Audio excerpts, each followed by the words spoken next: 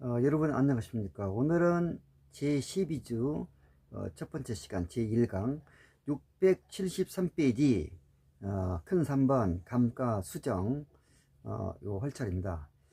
그리고 그 감가수정 앞에 간접법, 뭐 직접법 이런 말이 있는데 그 672절 밑에 줄부터 해서 가로 4번 재조달 원가를 구하는 방법. 직접법은 평가 대상 부동산에서 직접 구하는 거고, 그 다음에 간접법은 유사 부동산의 재조달 원가를 내서 평가 대상 부동산의 재조달 원가로 대체해서 써먹기 때문에 얘를 대체 원리가 이론적 근거고, 이런 거를 간접법이라고 그래요. 간접법만 아시면 되겠고, 그 다음에 그 673페이지 큰 3번 감가수정. 감정평가에 관한 규칙에서는 어떻게 정의하고 있는가 한번 보면, 동그라미 1번 감가수정이란 대상 물건에 대한 재조달 원가를 감액하여야 할 요인, 달라진다거나 뭐 기능이 떨어진다거나 감액하여야 할 요인이 있는 경우에 물리적으로 달라진 물리적 감가, 기능이 발휘 안 되는 기능적 감가, 주위 환경에 적합하지 못한 경제적 감가 등을 고려하여 그에 해당하는 금액을 감가수정액이죠. 재조달 원가에서 차감하여 기준 시점에 남아있는 적산 가격을 내겠죠. 남아있는 대상 물건의 가격을 적정화하는 감정평가 방법. 적정화한다는 건 차감하여 남은 금액을 내야 적정하는 가격이지, 차감하지 않으면 적정하지 않은 가격이죠. 그 다음에 동그라미 2번 감가수정이란 기준 시점 현재 대상 물건의 적상 가격을 구하기 위하여 대상 부동산이 물리적, 기능적, 경제적, 이제 경제적 감가는 환경적 감가예요. 또는 환경적 감가 요인을 분석하여 감가수정액을 재조달 원가에서 차감하는 행위를 말한다, 그 얘기죠. 그 다음에 그 673페이지 절 밑에 가로 2번 감가수정의 목적, 물론 적정화하기 위해서 남아있는 금액을 그러기는 그런데, 구체적으로 보면 674페이지 이제 그 표가 있는데, 그 표 위에 가로 4번에 설명하기를 감정평가의 감가수정, 재조달원가에서 감가수정액을 차감하는 행위죠. 감가수정의 개념은 회계학의 감가상각, 건물이 달아졌다, 그 감가상각비, 그래서 수익과 비용을 대응해서 순이익을 내는데 비용을 떠는 거요. 감가상각 개념을 응용한 것이므로 회계학에서 끌어온 개념이요. 회계학에서는 감가수정이라고 하지 않고 감가상각이라고 그래요. 그래서 그 회계학에서 끌어온 개념인데, 그러면 회계학과 어떤 점이 같고 어떤 점이 다르다는 걸 알아야 응용해서 쓸 때 제대로 응용할 수 있잖아요. 그래서 두 개를 비교하고 가끔 시험에 나와요, 그 비교가. 그래서 그 표를 보니까 이제 뭐 목적상의 입장에서 감정평가의 감가수정과 회계학의 감가상각은 다르다, 그것도 있고, 방법상의 그것도 또 3번 감가의 요인상, 또 뭐 4번 적용 범위상, 5번 감가의 기초상, 또 뭐 6번 7번 8번 여러 개 있는데, 이 중에서 시험이 가장 많이 나오는 거는 5번 감가의 기초, 그 다음에 나오는 건 3번 감가의 요인, 그 다음에 나오는 거는 8번, 이렇게 세 개만 주로 나옵니다. 다른 건 잘 안 나옵니다. 자, 그러면 가장 많이 나온 것부터 한번 하면 5번 감가의 기초. 어디에서 감가하냐, 기초, 그거에서 감가시킨다. 기초 원본이죠, 원본. 그 다음에 어떤 이익이 생기려면 기초가 있어야 되잖아. 기초 실력 발휘를 하려면 뭐 기초 실력이 쌓여 있어야 돼요. 체력을 발휘하려면 기초적인 체력에 그 쌓여 있는 에너지가 있어야 되잖아요. 그래서 여기서 기초라는 것은 감가에서 쓰이는 용어이기 때문에 감가상각은 어디에서 차감하는 거냐. 감정평가에서는 재조달 원가에서 차감한다. 재조달 원가를 기초로 하여 거기서 차감한다. 회계학의 감가상각은 취득 원가를 기초로 하여 상각한다. 그러니까 재조달 원가는 가격을 내려는 기준 시점의 신축 원가잖아요. 근데 감가상각은 건축 시점, 지금으로부터 5년 전에 건축했으면 그때 당시의 취득 원가에서 차감하는 거예요. 완전히 다르죠. 그 차이점이 시험에 제일 많이 나오고, 두 번째는 세 번째 감가의 요인. 회계학은 먼저 감정평가, 감가수정에서는 물리적으로 달아졌다거나 또 기능이 발휘되지 않는다거나 주변 환경에 맞지 않는다거나, 그래서 물리적 감가 요인, 기능적 감가 요인, 경제적 감가 요인이 있습니다. 그러나 회계학은 경제적 감가 요인이 없어요. 주변에 의해서 감가된다. 환경이 나빠서. 그건 회계학에서는 인정하잖아요. 실제로 얼마나 달아졌느냐, 이것만 중요하지. 그러니까 주변 환경에 의한 거는 가만히 따져보면 건물이 달아진 건 아니야. 기능이 발휘 안 되는 것도 아니고, 하여튼 주변에 안 어울리니까 지금 상업용 건물 같은 경우는 손해보고 있어요. 아파트도 없는 데다가 상가 지어놓으면 누가 와요? 그래서 이제 회계학의 경우는 그 실제 달아진 것도 없고, 뭐 기능이 발휘 안 되는 것도 없고, 뭐 건물이 뭐 있을 것이 없다거나 뭐 그런 것이 이거 기능적 감가잖아요. 또 뭐 달아진 것도 없고. 그런데 감정평가에서는 수익이 떨어져요. 상가를 지을 곳이 지차냐고 안 지을 곳이 지었다. 수요자도 없는데 지었다. 그렇기 때문에 이런 걸 가치를 추계하는 감정평가에서는 주변 환경에 의한 경제적 감가를 감가 요인으로서 이제 가치를 차감해서 계산한다는 거예요. 그 다음에 여덟 번째 내용연수가 있는데, 감정평가는 현재 남아있는 가치를 내는 것이 목적이다 보니까 달아진 감가수정액을 차감할 뿐이지, 그 감가수정이 얼마냐가 중요한 게 아니에요. 남아있는 것이 목적인데 달아져 있는 걸 빼야 나오기 때문에 그렇다.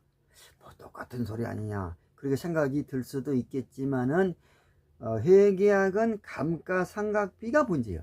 남아있는 건 관심 없어요. 회계학은. 왜?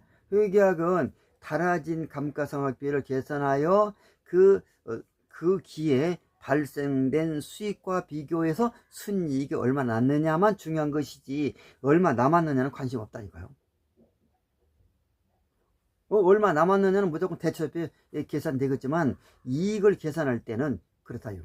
그래서 그 회계학은 경과년수, 경과년수가 경과되면 달아지잖아요. 그래서 경과년수가 회계학에서는 중요하고, 감정평가에서는 남아있는 게 중요하니까 어떤 내용연수와 관계되냐, 남아있는 장래 보존연수와 깊은 관계가 있다. 보존연수가 관심 있는 거예요. 얼마 남아있느냐, 얼마 앞으로 쓸 수 있느냐. 회계는 아니야. 과거에 얼마 지났으니까 그간에 얼마 달아졌느냐가 중요한 거예요. 수익과 비교하려고. 그런 차이점이 있습니다. 그 가끔 여기 나와요, 이런 비교. 그 다음에 675페이지 감가 요인인데, 앞에서 말한 바와 같이 이제 감정평가에서 이 얘기를 하고 있어요. 회계학에서 용어를 끌어왔지만, 물리적 감가 요인, 기억, 시간의 경과, 쓰지 않아도 시간이 경과하면 녹슬고 그래서 달아져요. 그 다음에 사용으로 인해서 진짜 달아졌다. 그 다음에 시간 경과로 해서 녹슨 것도 아니고 사용에 의해서 달아진 것도 마모된 것도 아닌데 갑자기 화재가 났다. 갑자기 화재가 났어도 건물이 소멸 일부 없어진 건 마찬가지인데 한 3분의 1 탔다. 3분의 1 없어진 건 마찬가지니까 얘도 물리적 감가 요인으로 따져야 된다. 근데 이제 그 적산법이 조금 이따 나오는데 지금은 원가법이잖아요. 적산법에서는 화재에 의해서 달아진 거를 비용으로 안 봐요.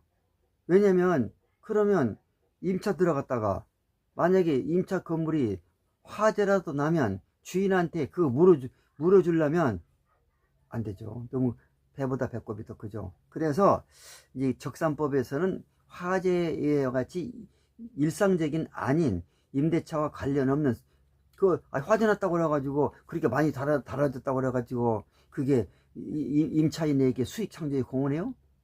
매년 달아진 건 임차인에게 수익을 창조하죠.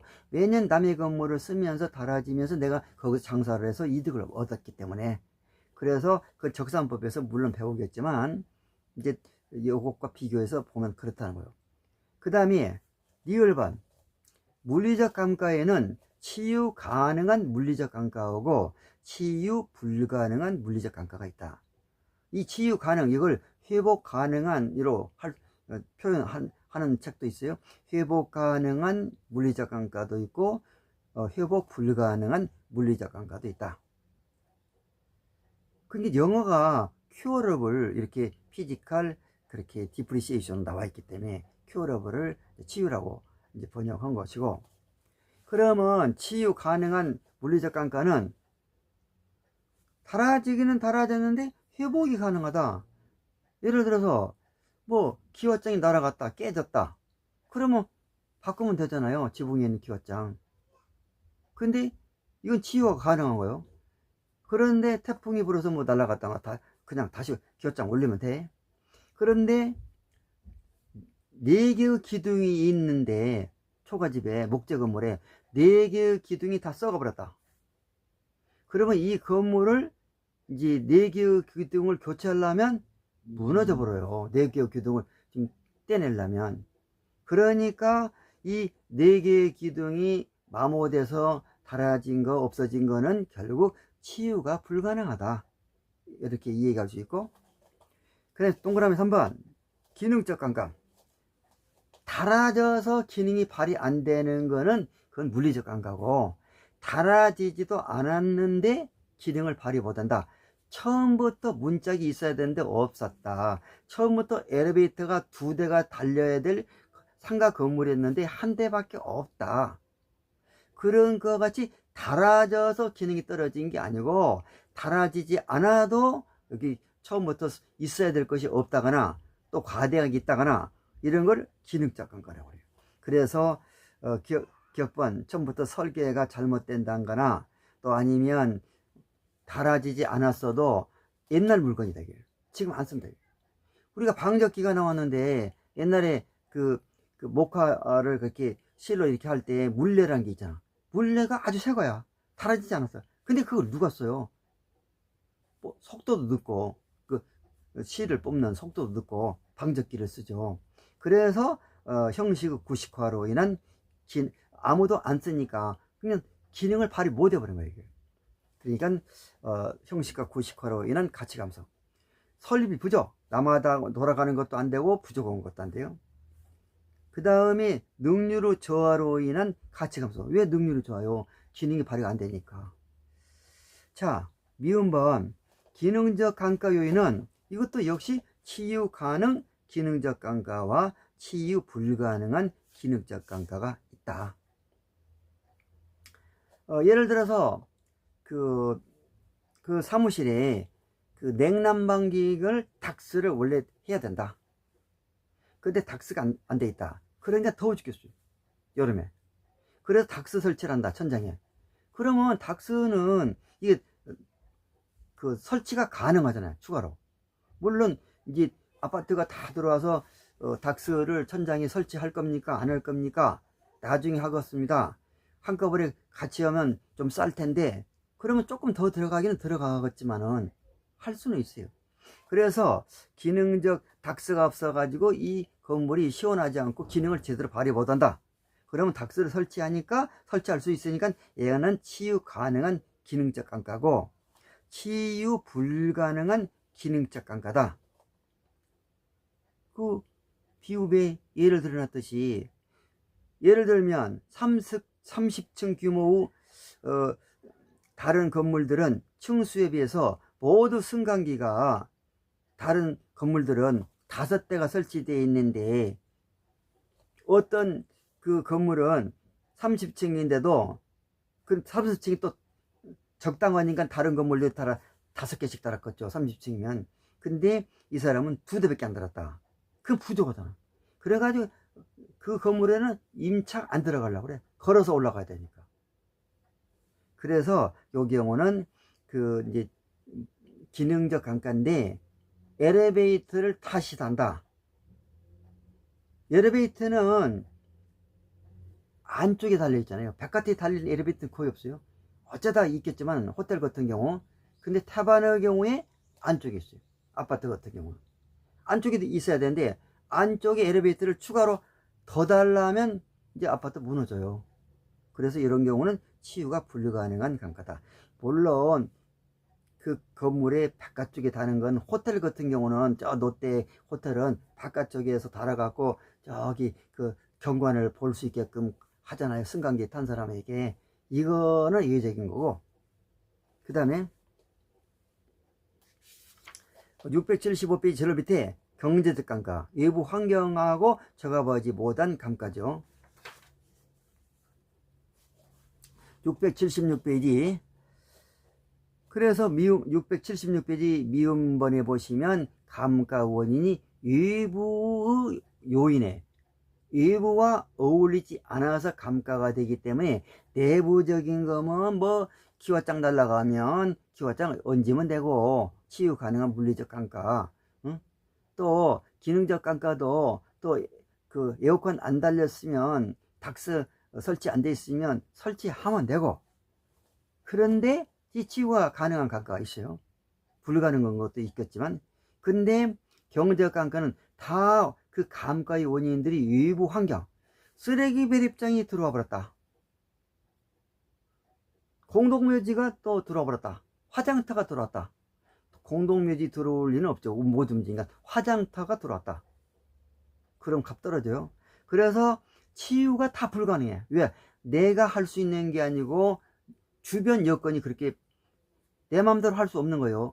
아니, 화장터가 들어온다고 해서 들어오지 마시오 할 수도 없고, 정부에서 하는 건데. 쓰레기 매립장도 마찬가지고. 그래서 치유가 불가능한 감가밖에 없다. 그래서 다른 것과 달라요. 물리적 감가와 기능적 감가는 치유 가능과 불가능이 있는데, 경제적 감가는 모두 치유 불가능 감가밖에 없다. 그 차이점이 있고, 그 내용이 가끔 시험에 나와요. 그 다음에 이제 감가 수정 방법이 있는데, 감가 수정 방법에는 676페이지 정액법, 677페이지 정률법, 그리고 이제 어떤 방법들이 있는가, 한번 감가 삼각비를 어떻게 계산할 것이냐, 감가 수정액을. 그 다음에 678페이지 상환기금법, 그리고 또 연금법 있죠. 연금법이 몇 페이지가 있냐면 682페이지 연금법. 이런 방법들이 내용연수가 지나가면 그렇게 감가가 되는 방법이고, 685페이지 내용연수가 지나갈 때 내용연수에 비례해서 감가하는 게 아니고, 눈으로 보니까 아, 이렇게 달아진 것 같다, 이것이 관찰 감가법. 이렇게 5가지 방법이 있습니다. 그래서 이 방법들을 이제 어떻게 계산하느냐를 공부를 해야 되는데, 지금 20분 가까이 됐으니까 좀 쉬었다가 다시 하겠습니다. 여러분 수고하셨습니다.